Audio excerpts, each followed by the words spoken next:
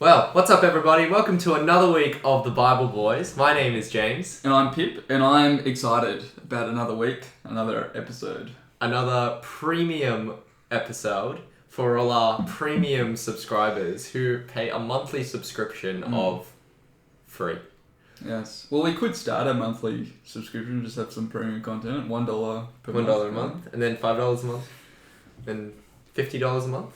What would we give people for $50 a month? I'm not sure if any of our content I would feel good charging at this point. There's nothing that's actually that quality that we could actually charge.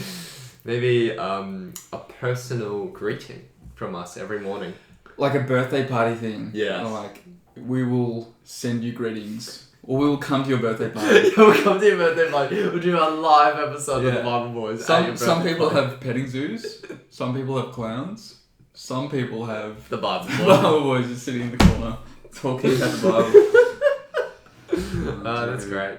I love it. How's your week been, Pip? My week has been good, James. Lots happening. Yesterday, Yes. we went to into the city. Yes. The kind of ministry team, the kind of support team here at St. Paul's, went to the city on a bus. We went to this make your own pizza place. It was like a staff, celebration, end of an era kind of Christmas thing all rolled into one. You couldn't make it. I couldn't make it, unfortunately. But can I just say, before you keep going, one of the highlights of 2020, this has been a year, right? Well, the highlights has been yesterday when I told Viv, Viv, I missed the staff social. She said, what was the social? And I said, well, the staff got on a bus, drove to the city, went to a pizza place where you make your own pizza. And she said, isn't that a Seinfeld episode? A pizza place where you make your own pie. Kramer's idea. There's such a wonderful moment of 2020. Yeah. Viv has been Seinfelded. Oh, so good. That's right. Anyway, sorry, keep going. So how was it? It was great. It was a lovely time. Made our own pizzas and got to chuck around the dough and everything like that. Did you wash your hands beforehand? I did, and during and after. Oh, very good. good. Very hygienic. What flavor was your pizza? I put everything: ham, pepperoni, mozzarella cheese, olives, sun-dried tomatoes, cherry tomatoes. Chili flakes? No? No chili flakes. I like chili flakes. Bit of basil or whatever. Yeah, gotcha. But I was asked to do entertainment on the bus, to cover entertainment for the bus. Oh, really? And so I came up with I did some stand-up on the bus. You had your microphone? Yeah. Oh, I had the bus mic. How can I miss this? I had the bus mic. So okay, I thought, because you missed it, and because none of our listeners were there, yes, I've got just it's 6 jokes. Let me just rattle them off. Listeners, this is all genuine because I actually wasn't there. And so my reactions will be genuine. Alright, here we go. You ready for this? I'm ready. Alright. And I think I've told this one before. But here's a story. Okay, let me tell you a story that no Anglican minister would understand. Right? No Anglican minister will understand this story. Right? 2 guys are chatting after church. One says to the other, how'd you find the sermon? And the other guy says, great. Wait, what? How'd you find So do you need to explain the joke for me? The joke is that no Anglican minister will understand it. And then it's a guy says, how'd you find the sermon? And he just says, great. No issues with it. I'm sorry, Pip, I don't get it. Okay. Because I'm an Anglican minister. You gotta laugh. You gotta laugh on the bus. Alright. I'll skip that one about Sam. Wait. I want to know what this means. So the joke is that it never happens in because they never say that the Anglican. No one ever just says it was great. Yeah. There's always some complaint about the sermon. There's always something wrong with it. Now I get it. Yeah. See, all right, sorry. See, listeners, I'm sorry. Maybe you got it they might have 40 seconds ago. Let us know. Yes. All right. Next one. Here's another one. An Anglican parishioner, right? Mm-hmm. They're stranded on a desert island, and an angel appears and grants him 3 wishes. So the first wish, he wishes for his Bible. And the angel's like, that's good. That's a good wish. Here's a Bible. Get reading. The second wish, he wishes for his minister to be there so that he can preach to him and explain the Bible to him. Yes. And when the minister gets them, he begs him. He says, "Use your third wish, please. Like, send a rescue plane, get us off the island. You know, this is insane." So the angel says to him, "What do you want for your third wish?" And he says, "Can I have an outline to follow along what's being said?" Can't really follow it. That's good. That's a good one. I do feel like whenever, like, because, you know, in COVID we haven't had our printed outlines, whenever we haven't put it on the website, we've gotten some Connect cards. Where's the outline? Yeah. So it's spot on. That's it. What about this one? So over the weekend, okay, the Connect card functionality on our website, it broke. And so, you know, Mike and Sam were talking. Mike was saying, "I'm not sure how we went. You know, how'd we go the weekend? Because we, you know, the Connect card's broken." And Sam said, "Well, I think we did pretty well because I got 270 emails that said can't complain."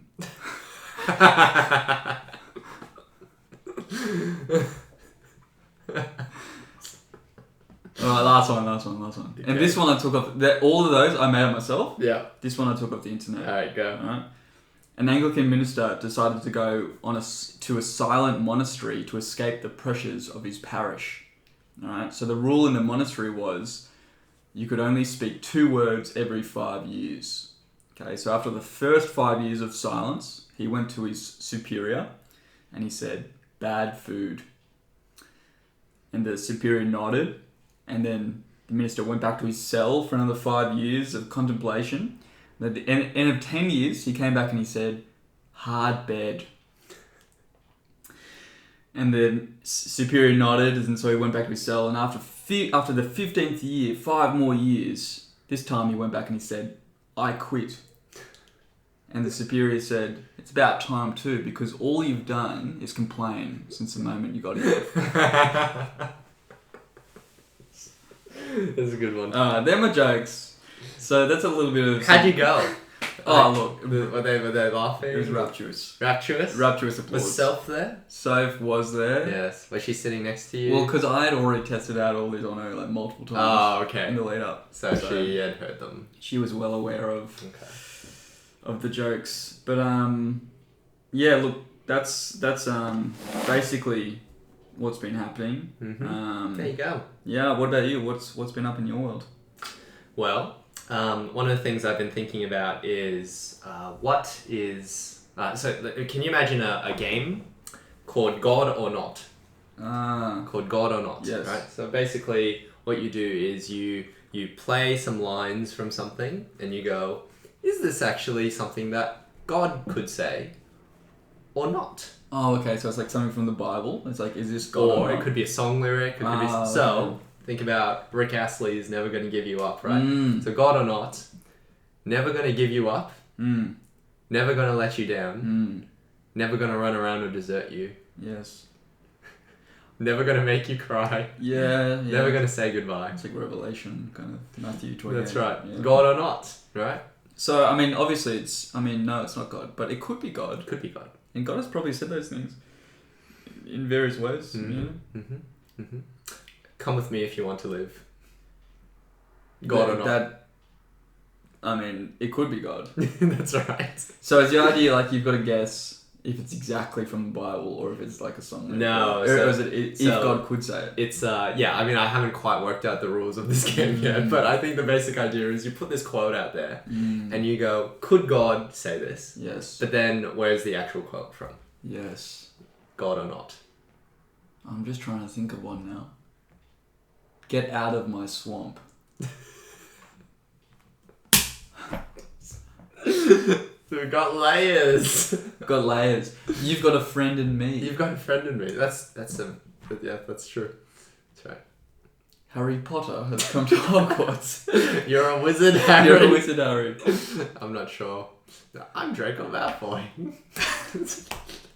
Okay, we've gone away from the God now. Yeah, God or not, that's what I've been thinking about. Hey, also, last week something happened I wanted to talk to you about. Please. Serious or amusing or like what should I... It's deadly serious. Okay, go. Give it to me. So we were praying at our MPS training last week and I was praying. I was doing the wrap-up prayer. Yes. And halfway through the prayer, your phone started to ring. Yes. I could hear it. And I thought to myself, what is the moral thing to do in this situation? Do I wrap up my prayer early? Do I rush the ending? Because I know James needs to pick up his phone and take the call. Or do I purposely prolong the prayer as a message to you that talking to God is more important than your phone call? What would you do if you're praying, you're about halfway through your prayer, it's just a small group situation, and you hear someone's phone starting to ring and you can sense that they want to answer it? What would you do? Would you wrap it up? That's interesting, because I think for me, I didn't feel like I had to pick it up. For my thing, it's like, well, I'm praying right now. I'm with a bunch of people. I didn't even check who it was, because I'm on another phone call, a phone call with God. A group phone call, a group conference call, actually. A FaceTime. Yes. A grace time. A grace time. That's right. So I think in my mind, maybe this will affect my answer, but for me, it's like, well, we're praying right now, you know? You shouldn't be checking your phone anyway. Yeah. So just do your prayer as you would have done it before. I like that. That's sort of what I think. I've been in situations where someone else has been praying, my phone started ringing. Yes. And I'll look at them. Just to see if they... I'll be like, hurry it up. I know you can hear my phone, and yet you're not wrapping up the prayer. You know? Or sometimes what I'll do is I'll answer it, but I just won't talk. I'll just like keep it there. And so the other person will hear that we're praying, and maybe they'll hold on and wait to the end. Yes. You know? There you go. Anyway, that is some thoughts. That's a conundrum. I have one more thing I wanted to share that happened. I found a wonderful fish and chips place. Now, the chips aren't the best chips I've ever had, but the fish is probably up there in the best fish and chips I've had. Wow. It's at Newington. In their Newington Armory? Not Newington Armory. Newington, they've got like this marketplace area. Okay. And there's this fish and chips place there, which is excellent. Cool. What's it called? Oh, I can't remember now. Wait a second. Okay. Fish Basket or something? Fish Basket. Let me find it, but yes. But I just wanted to say, and ask, are you a fan of fish and chips? I do like fish and chips. It's not if I go to a fish and chip shop, I will more likely get a burger and chips. That's the thing. Oh, yeah? You know? Because fish, easy to get wrong. Easy to kind of spoil. Yes. A burger, beef burger, hard to mess up, to be honest. Yeah. But I'm surprised by that because it's so easy to get chips right and it's so hard to get fish right, but they've inverted it. That's right. Well, I think part of it is I just like a lot of chicken salt on it. So it's fresh, it was salted, but not enough chicken salt on the chips. It's called the Fishbowl Newington. Fishbowl Newington. Now, this is one of those amazing resurrection stories, right? Because it's 4 stars on Google Maps. But the reason why is because it had a previous owner. And with the previous owner, it had very low reviews. But ever since the owner changed, it's gotten really good reviews. Ooh. Yes. So there's a bit of owner envy. There might be. Between the last person who's like, that could have been me. Yeah, that's right. So, you know, it's the star rating, it'll get up there as more and more people review. In fact, I haven't reviewed it, but I will. I'll give them... Are you a Google reviewer? Do you review? I have 2 reviews on Google.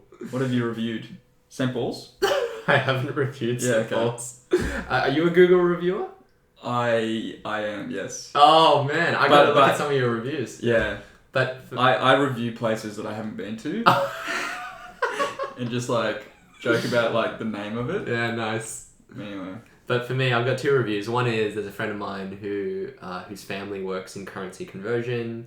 They did a good service for me, so I gave them a positive review. Second one is because I moved earlier this year, and these movers, it was not a good experience. So I gave them a 1-star review, and I explained why. And then they came back and replied. So get this, Pip. They came back and replied and said, "Oh, we're very sorry about your experience. Please email us. We'd like to do what we can." Which I had emailed them back, when we moved because it wasn't good. Anyway, so then I was like, all right, cool. Well, they've responded to me now. This was only a month ago. I should have said it on the Bible Boys. So I emailed them back. What did you say in the review? Do you remember? Yeah, I said, slow. Well, warm, friendly service, just kept us calm the whole time. However, damaged property, knocked in a light switch. Ooh. And also peed on our bathroom floor. I'm serious. This is a new place. Viv and I That's so go into funny. the bathroom, and Viv's like, James, did you pee in here? And I'm like, no. It's like, there's pee all over the floor. That's so strange. I know. Surely, like, oh man. Anyway, so I put all this there. And also I said I'd also specifically requested a tax invoice, and they didn't give me one. So I said, for all these reasons, and the fact that they never responded to my emails, I can't recommend their services. Even though I felt like in and of itself they were friendly. So anyway, I put that there. They replied, please email us, we'd like to address your issues. I said, okay, cool. Well, I emailed them. And then I got a reply in less than 6 hours. Sorry, there's nothing we can do. And so I went back to the Google review and I edited my review. And I said, edit. After their reply below, I did email them, and this is their response. And I copy-pasted that email they gave me. I put it into the review. So it's like a review thread. That's hardcore. Very short. But to be fair, like, bathroom etiquette 101. Don't pee on the floor. Don't pee on the floor. And if you do, tell me. I mean, Yeah. I'd rather you tell me and apologize for it. Just you don't even need to tell. Just deal with it. Just wipe it up. That's a Get good some point, toilet actually. paper, That's you know? right. Have you ever peed on someone's floor and Left it? like cleaned it up? Okay, I feel like there's some premium content of the Bible Boys. Yeah, we'll save it for premium content. We don't need to. No, well, I've always cleaned up after a bathroom experience. That's what needs to be said. Yeah. Thank you. Thank you, loyal listeners, for coming on this journey with us. It's a wonderful little story there, but But I'm gonna check out some of your Google reviews. yeah, I gave a very long poetic review of the Winston Hills Hotel, Oh, there you go. and I kind of said, Just in your spare time, yeah. yeah, I think I said something like, if I had $1 for every good time I've had here, I would reinvest that money in having more good times here. There you go. Fish and Chips, Newington. Check it out sometime. Will do. What have you been reading in the Bible lately, Pip? Because we are the Bible boys. We are the Bible boys, after all. Well, one thing I have noticed, Yes.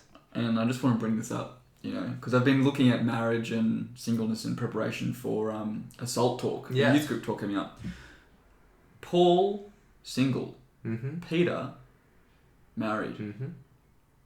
Do you think that contributed to the fact that Peter wrote less than Paul? Please explain.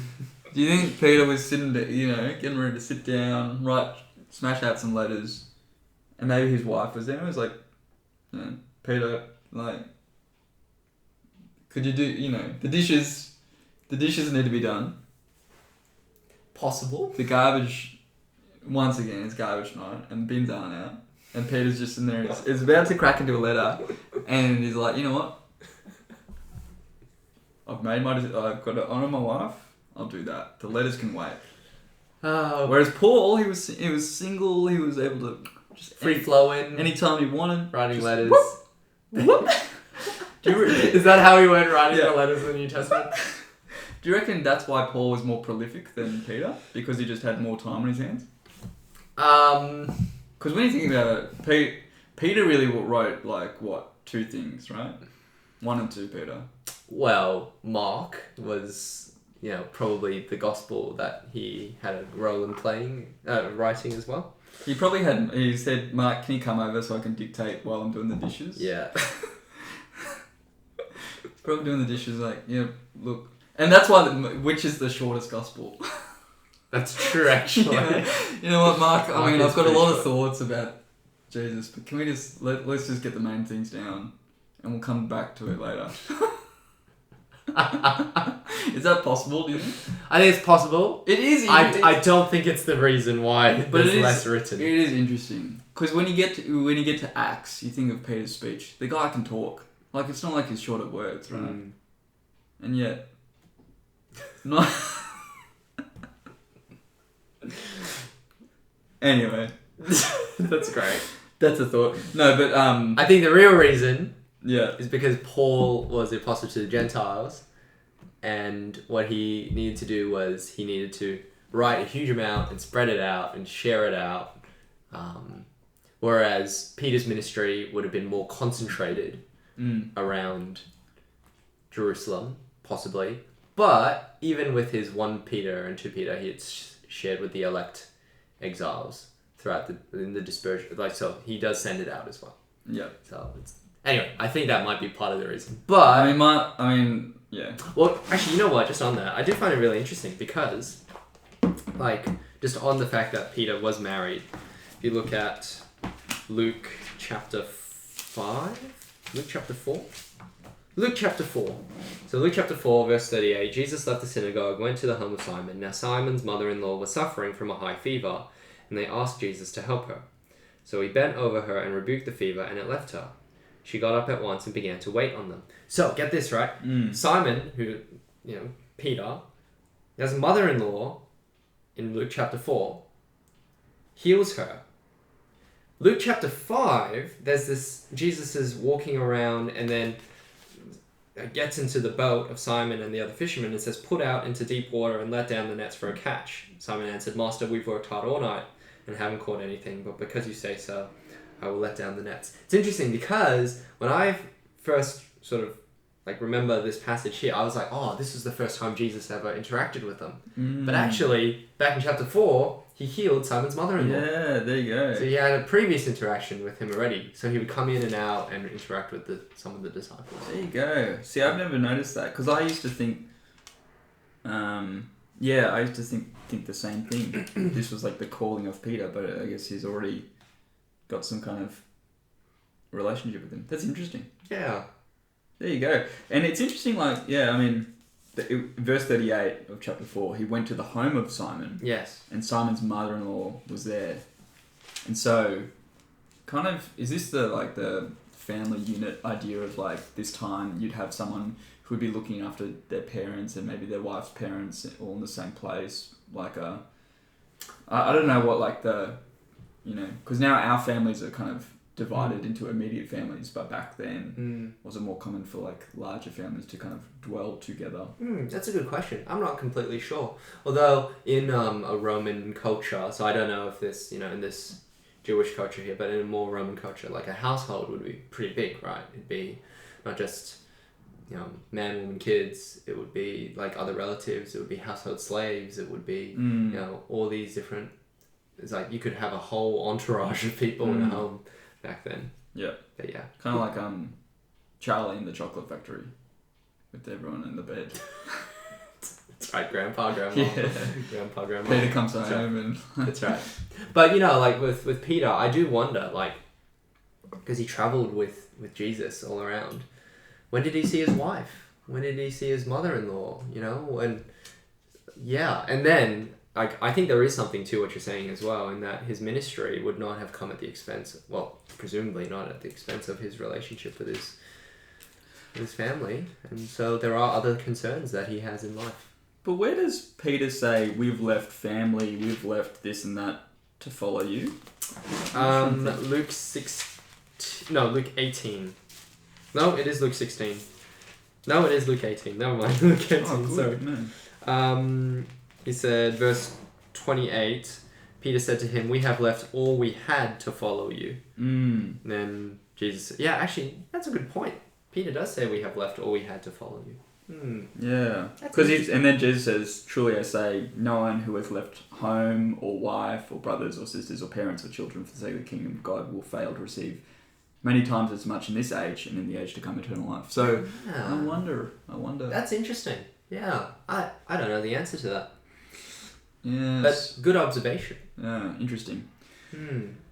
Another Bible thought. Yeah, please. If you're game. I'm game. I've got one serious one and one funny one. Alright, let's go funny one first. Funny one first. Go for it. Here it is. Noah's Ark, the animals, male and female.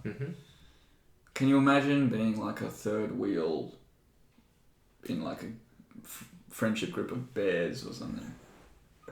So you got the male bear and the female bear. And then their friend.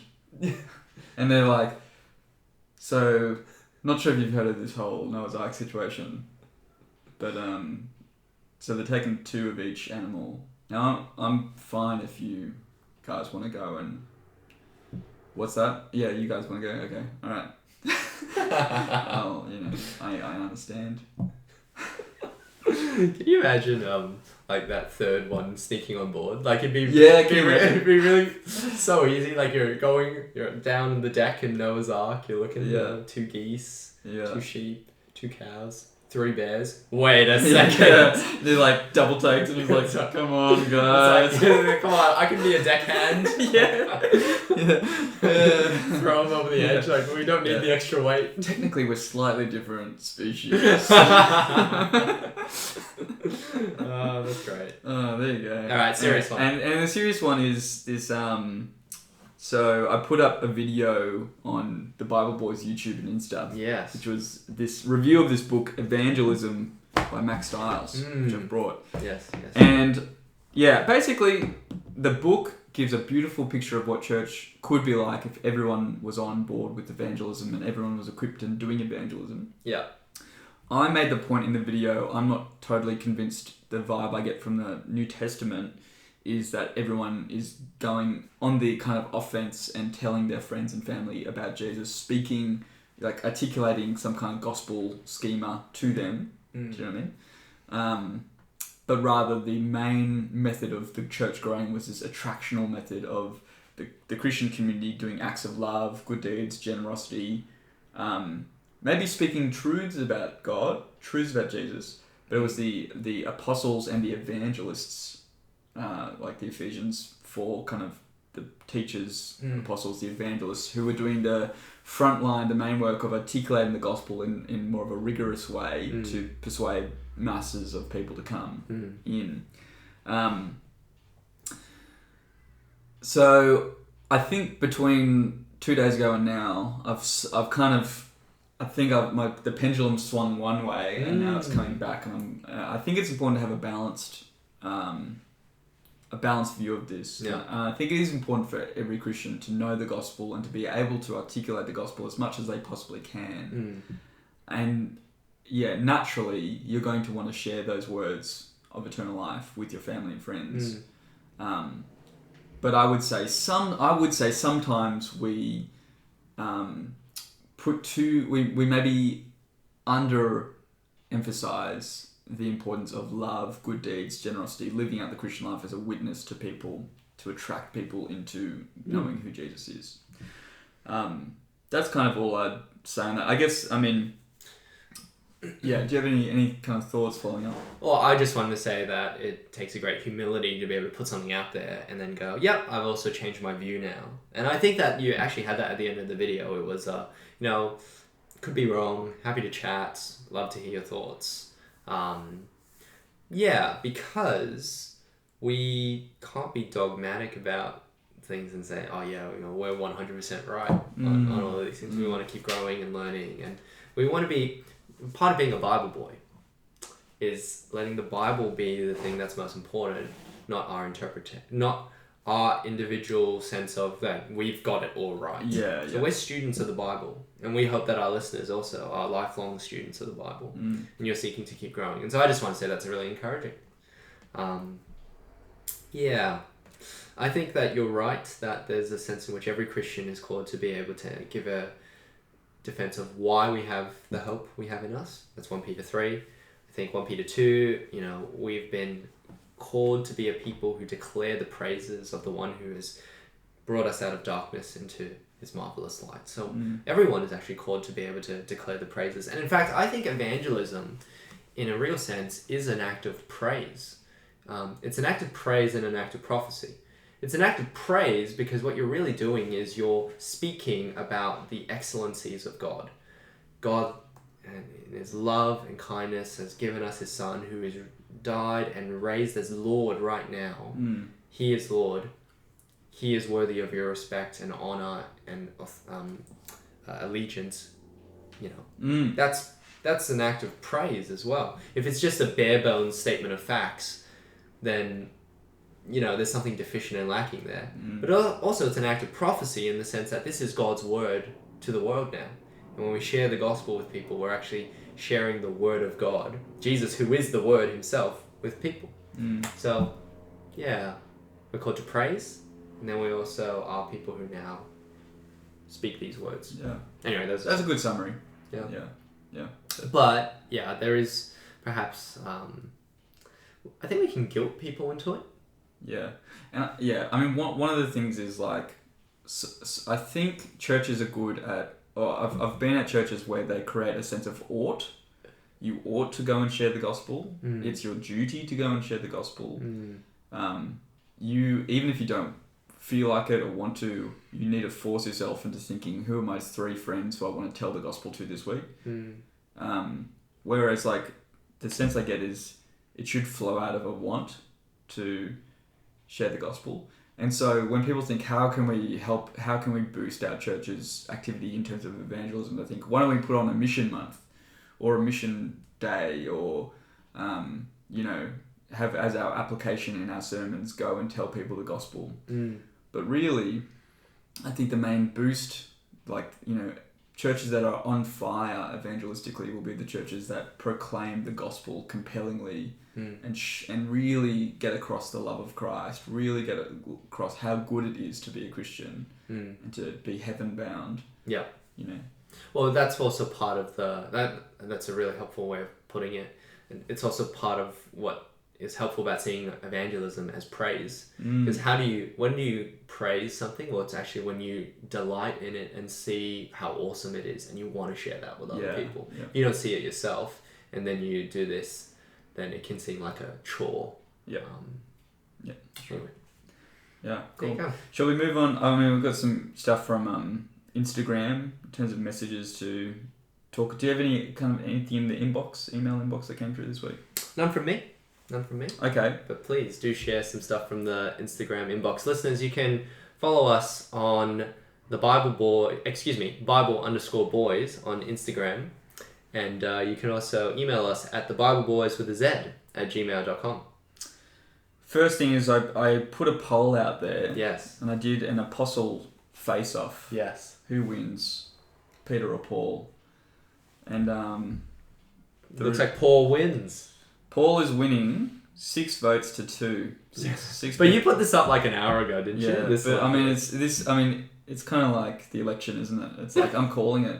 To be honest, I'm calling it for Paul. To be honest, Paul. That's great. And I'm not sure if that'll swing. We'll see. We'll see by the end. Paul's in the lead, but we did have a message from someone who was picking up on what we were talking about last week, where the audio cut off. Yes. Which was we're talking about work. We're talking about how God's glory and God's enjoyment in things exists even if people don't witness them. So we were making the point, there are galaxies out there in the universe that no eye has ever seen. There are flowers that grow and die that no one ever sees. And in what sense does that glorify God or Yeah, that's right. We actually talked a bit more about it than what the audio and the video had because it got cut off. That's right. Yeah, that's right. And so this person who messaged in wants us to talk a bit more about it in terms of how it applies to work and the idea when it comes to secular work, so non kind of gospel, it's kind of weird because it's but non vocational gospel work. I feel like there are 2 extremes. There's one extreme that says the only thing that's valuable about secular work is the money that you get from it that you can then contribute towards gospel work or people in need, and the evangelistic conversations you have in the office and the extent to which you point those people towards Jesus. That's the value of that work. So it doesn't matter whether you're an accountant or a nurse or a teacher or an astronaut or a bus driver. That's the kind of criteria by which you assess the value of that work. How much, Then there's another extreme. So that's one extreme. The other extreme is, I'd say, no, every single bit of your work can glorify God.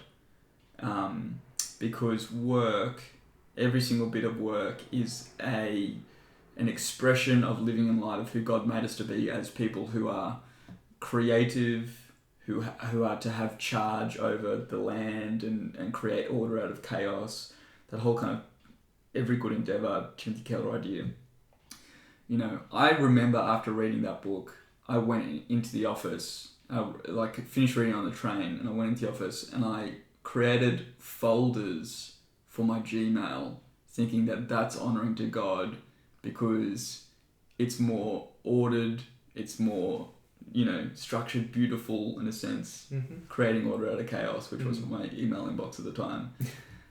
And I feel like that's another extreme of trying to find bits of beauty and order in every kind of facet of work. So that plus all the other stuff we've already talked about, the gospel, chats with people and the money that you give to gospel efforts, all those sorts of things. So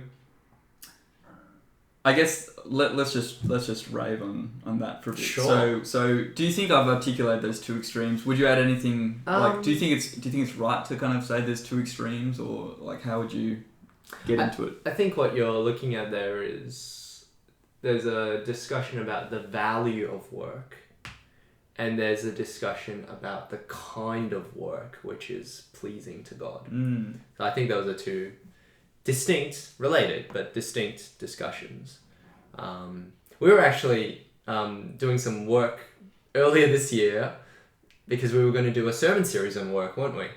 So you did some reading for that, and I did some reading for that as well. So I was like getting pumped and ready to talk about work as well. Yeah. But I think that... Oh, sorry, you go. I was just going to say, one of the things that I read on this, which was formative for my view, was this paper that Andrew Hurd wrote, and it's hosted on Moore College website. And I did send it to the person that asked this question. But if you Google Andrew Hurd work more, it'll pop up as a PDF on Google, and you can read that. But that was very formative. I mean, he's... I'd love to be able to summarize it succinctly, but it was kind of pushing against that Tim Keller view of, and I think he also kind of pushed against some things that John Stott had said about work. He did, yeah. And he was kind of arguing from the New Testament passages, the core kind of function of secular work seems to be being able to provide for those in need and being able to support the work of the gospel. Yeah. Well, let's look at a few passages, actually. I mean, you know, we can't be comprehensive. I guess two passages that come to mind for me. Three passages that come to mind to me. First of all, Ephesians chapter 4. So you could do sort of like a word search on the word work. But that's tricky because the concept comes up in other places. So I think one thing that's really helpful for us to see is Ephesians 4 verse 28.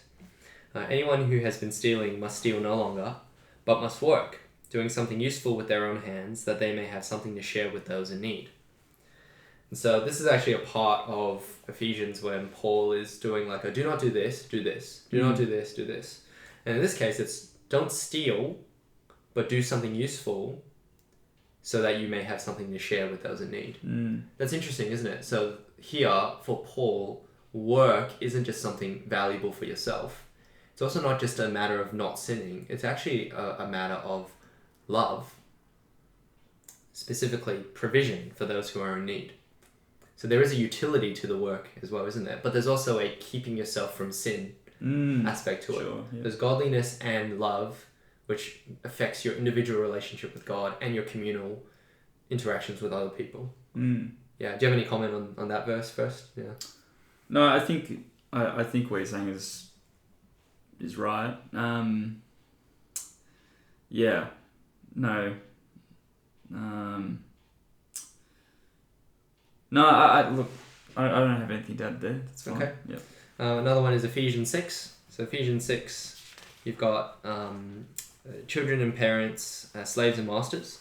Interestingly, what he says to the slaves in verse 6 is, with regard to masters, obey them, not only to win their favor when their eye is on you, but as slaves of Christ, doing the will of God from your heart. Serve wholeheartedly as if you were serving the Lord, not people, because you know that the Lord will reward each one for whatever they do, whether they are slave or free. That's fascinating, isn't it? It says to the slaves, obey your masters, respect and serve them as if you were serving Jesus himself. Which makes me reflect on, the way in which we think about how we respond and respect our earthly masters, bosses, employers. Do we actually see our work as if we're serving Christ himself? Now you can take it to another level, which is that actually, every single thing you do in your work, it is exactly the same thing as gospel ministry work, which is another discussion. But I don't think that's what he's saying. Yeah. I mean, something I would say about the two passages is, one, it seems to be talking to people who are stealing, and the other is talking to slaves. Both of those, for the average person listening, might not be able to resonate with, a robber and a slave.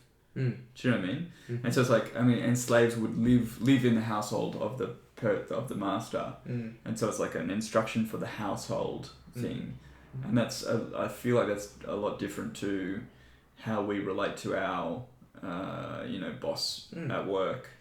If we go into the city and we work in the office for 9 hours, 8 hours, whatever it is. I think so. No, I think you're right about that. I guess what needs to be passed through is what's the value, what's the godly principle that has been put forward here? Because he's talking to Christians in Ephesians 4 and Ephesians 6. So presumably it's not like probably not the specific people who were stealing. Verse 28 says, Ephesians 4:28, anyone who has been stealing must steal no longer. I don't think it's a directed rebuke. It's a general thing here. Yeah. And it's interesting that it says doing something useful. It's not specifying key kinds of work. It's just doing something useful so that you'll be able to help those in need, share with those in need. Yeah, that's right. Yes. And I guess another one that we don't necessarily need to turn to it. Actually, no, let's turn to it. What are we doing? We're the Bible boys. No, we can do it. Yeah, 2 Thessalonians. Yes. 2 Thessalonians chapter 3, verse 10. For even when we were with you, we gave you this rule: the one who is unwilling to work shall not eat. So actually, we're called to work, but also there's a sense in which if you're unwilling to work, not if you're unable to work, that's a different concept. But if you're unwilling to work, you should not be provided for. That's a very strong statement there, isn't it? Yeah. And actually, all of God's people are called to be working in some way. Yeah.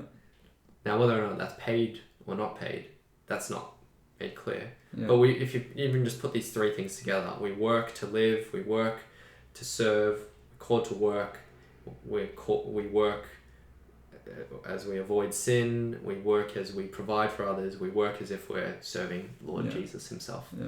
That's a really rich picture of work already, isn't it? Yeah, I think so. I mean, one thing that's just come to mind, just like looking at these verses, is like the difference between the culture in which this is written, our culture, in terms of the types of jobs that are out there. Yeah. I think of somewhere, in Jesus' time, where there's someone making bread, there's someone, a steel worker, there's someone making clothes. Like there's a lot of producing products, materials, raw things for people to have that have an immediate kind of direct benefit to their lives. Yeah. Whereas like in our economy, there are so many service industry jobs that are, like marketing, HR, accountancy,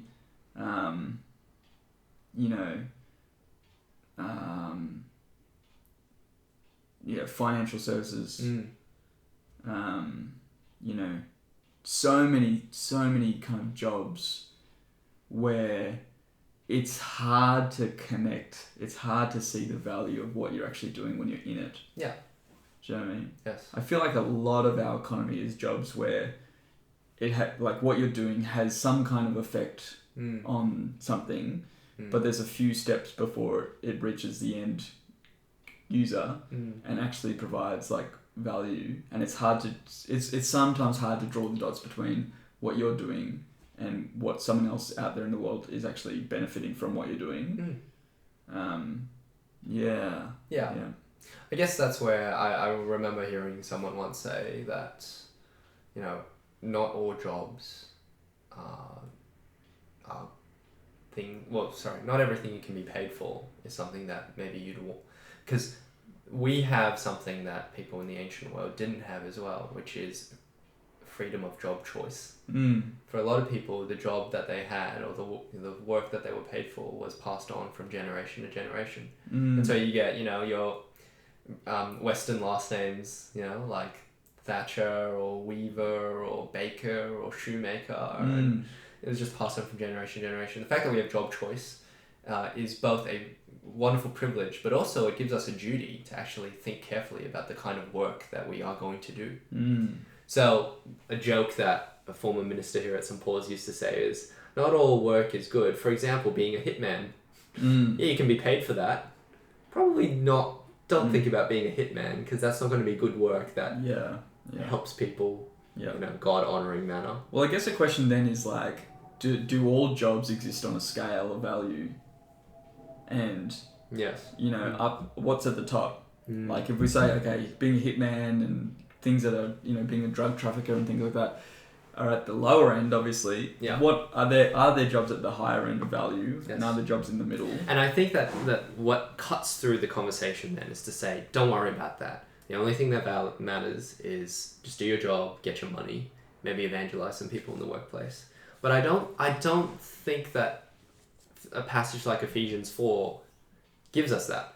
It's doing something useful that you can share with those in need. It's not. I think that that mindset that says your work in and of itself, no matter what it is, do whatever, get paid, that doesn't fit with Ephesians 4, let alone other passages. So I think there is something there, and there probably is some sort of a scale, but then I don't know how to it's work hard. that out. And I also think of like, you think of the church in Acts where they were meeting daily. Yes. And they were selling what they had and they were sharing with those in need. And so you don't get the picture that these guys were going 9 to 5, you know, and then coming to church after they clock off at 5. They're working as much as they can, but they're working as much as is necessary to facilitate them being able to give to others. But their primary thing was gathering with other Christians and living in Christian community and serving one another in love. Yeah, I don't know what their schedule would have looked like in the early church. That's a good question. You know, was 1 hour like did they, you know, well, if they had a window into the way we live life, a couple of hours of growth group, maybe youth group, serving, you know, playing in a church band, going to church for a couple of hours on Sunday, would they look at that and be like, oh man, like, you know? But even that picture there, it's a very modern Western sort of picture as well. It's been interesting actually realizing more and more people moving to the 4-day work week. More flexible hours, that sort of thing. Like 9 to 5, 5 days a week sort of thing. I think that mold is even changing as well. And times change. I think that, it's how do you take what God's word is saying, understanding it in its context and applying it into ours. That's the tricky thing there. Yeah. I do wonder about work, as in work choice. Like, how do you... Because I feel like people have this view that, I mean, we measure value by how much money society estimates you should get for that job. Yes. Right? But then there's like the social value, right? But what you really want is something that has both. A lot of social value and a lot of like monetary, you know. Yes. And I think those are the dream jobs. Yes. But, you know, where does kind of gospel paid like church work fit into that? Where does, you know, and then where does something like being an accountant or like a marketer, which has, you know, stereotypically lower social value maybe, and higher monetary. Yeah. You know. Yeah, those are good questions. I think one of the things that I really appreciated was a few years ago, there was a minister who I was listening to, and he said, he actually made this comment right after I had done some research myself on this, but in every given society, what actually raises the life expectancy and the overall health and survivability of a society is the plumbing and the garbage collection. So how waste disposal, and also whether you have clean water, and whether you can shower, and also whether you can flush your toilets, that sort of thing. Yeah. Anyway, so he made a brief comment, which is to say, so a lot of our work discourse, some of it's helpful, some of it's unhelpful. One of the things that's unhelpful is if you try to make every single industry it's got the same social value, because it doesn't. And actually, a lot of people who want to be paid a huge amount of money, if you want to be paid a huge amount of money, acknowledge that. But if you actually want to change the world and make a positive impact, why not consider garbage collection or plumbing? Well, I mean, just playing devil's advocate, the thing that comes to my mind is the way we assign value as well is the irreplaceability of you as the worker. That's true. So it's if I'm doing something that's technical and complex, or I'm writing, or I'm producing something creative that is my own and has a great benefit, but no one else could really do it except me, that seems to have a lot of value. Whereas something like garbage collecting, which is, more people, there's quite a few people who probably could do it if they wanted to go and do it. Seems to have for that very reason. Seems to have go down in value.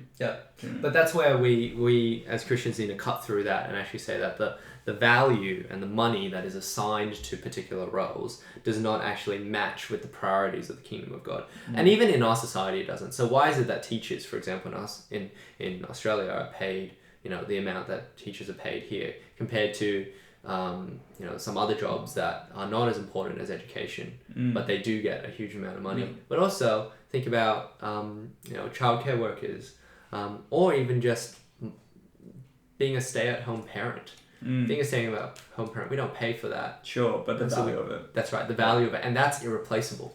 You can't substitute another person in for that. I just think a staunch capitalist would be it's all about supply and demand, and that's why teachers are paid that much, is because we know there are X many people. Yeah, I get you. But I think what you're saying is helpful, is that we can't just see things in terms of monetary value. And the way the world sees it as well. Yeah, we've got to kind of have other lenses of value to which we'll go. That's right. So look, if you've got any follow-up questions on this topic, and I think there's a lot more to say on this topic. Huge amounts. Yeah, feel free to email us or message us, and we'll keep the conversation rolling, because hopefully this is a topic that is pertinent to a lot of people. Yeah, that's right. Can I say one more thing about it? Go for it. Christians care about the good, the true, and the beautiful. One thing that is really helpful to think about is to what extent is your work contributing to the good, the true, and the beautiful, whatever that may mean, wherever it may be. And it might even be a very small thing. It might be very hard for you to see it. But I think thinking about those is better than going, actually, what's the immediate value that it has to people? Because when you're working with spreadsheets all day and putting a 1 here and a yes here, or a 1 here and a yes here, it can be very hard to see that. But I think, is your work good? Is it contributing to truth, or is it creating falsehoods? Is it beautiful? Is it creating what is beautiful, or is it creating what is ugly? I think it's that third one that I'm... Yeah, and this is where the flower thing comes in. Yeah, that's what I'm wishy-washy. Well, I think that's where, for example, I would want to say that if Christians care about the good, the true, and the beautiful, there is a place for art. There's a place for artists. There's a place for production of media and entertainment. Whereas just on a strict utility perspective, you may go, no, that's not. The beautiful doesn't matter. But I think that's where Christians can push against that and go, no, what is beautiful is still meaningful as well. Yeah. But I know that's also something that you struggle with. That's something that I just mentally, I'm like, if there's no, it must be so subjective. And even art, there is a utility to art. Good art is that which provokes a response and challenges ideas. and that's generally art that you find in museums, right? Or art that documents something that's of historical value. Yeah. Well, what about the YouTube creator who just creates covers of music and then puts it on YouTube? Like, does that add a utility to the world in terms of a strict? In terms of like entertainment is the utility. Yeah. So if you like the reason why Facebook and YouTube and those that make so much money is because whoever can attract the most eyeballs gets the most money in the advertising world. Yeah. And so the utility is it actually serves as a function to sell stuff. Yeah, I did watch The Social Dilemma, by the way. Oh, yeah, Netflix. Yeah. I thought you weren't going to watch it. You're going to be like, oh yeah, I get it. Yeah, no, I did watch it. I learned some things. Yeah, I learned, it was interesting that he said, unlike newspapers or it's a dynamic thing, and there are people sitting who are smarter than you trying to, and they can send you, a newspaper can't send you a notification bloop. Yeah. Phones can. Yes. And so they're called to I did turn a few of my notifications off after that. Yeah. But I still think it's a very pessimistic view of social media, what it presents. Yeah. And I don't think there are, have you seen it? I have not. Oh, okay. I haven't yet. No, but go for it. Basically, a lot of people have talked to me about it. It characterizes social media companies. It's got three characters kind of sitting behind a thing. They're all clones of each other, and they're all kind of pressing buttons trying to figure out how to get this one guy to check his phone, and they're really kind of cunning. Yes. I don't necessarily think people in social media companies are sitting there trying to get target individuals and being like, how can we get them to pick up their phone right now? It's not that creepy, I don't think. It's probably more of the effect of what's happened, not a bunch of people who deliberately are thinking about making this happen. Yeah. I think my observation about a lot of, and it could be true, everything that the documentary is saying, from what I've heard from people, but my sense is that a lot of the worst things that happen are mostly from imperfect people sort of falling into something and not examining carefully what they've produced. It's the unexamined monsters that we create rather than the carefully thought out and planned sinister schemes. Yeah, I like that, the unexamined monsters. It's so true. But I do think on the flip side, there's also a tendency to want to shift all responsibility onto these corporations. Yeah. I agree. We need to take responsibility for what we consume and what we take personal responsibility for how you use your time, and even if people are trying to program your brain, you are still responsible for your own actions. Anyway, interesting. Thanks, listeners, for listening into our conversation. This has been another episode of the Bible Boys premium content. That's right. Premium content for everyone. For everyone. Thank you for subscribing with the premium content. Yeah. Like, rate, review, subscribe. Give us a Google review. Give us a Google. Not that we're on Google. I don't know if we're on Google. No, we're not. Share us with your friends and family so they can experience the might, the wonder, the magic, the unadulterated fun of the Bible Boys. See you next week. Bye.